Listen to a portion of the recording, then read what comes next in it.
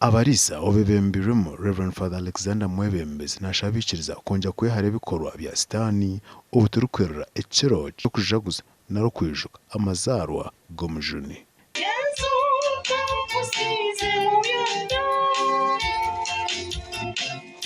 Nabagambye sitani yali ayagala bamusinze kati bwe bamugoba mukulu nga baganya omusinza bwajja wano n'omwaniriza oba omukoze bulungi.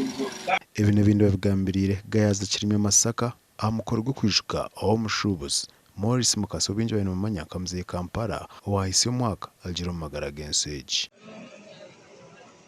Thank you for the gift of wealth and the prosperity that you gave them. Tukwebaza olw'obugagga bwe wabawa. Thank you for the good character that you gave them. Tukwebaza n'olw'empisa ennungi ze baalina ze wabawa. Ngoroza musira ngakosala eri ennimi eyekyarabu omuntu omugasho bano mukuba yamumu atakurebera musebe Jebuulirire omusomesa gye yabuuliridde ayina amatu awulire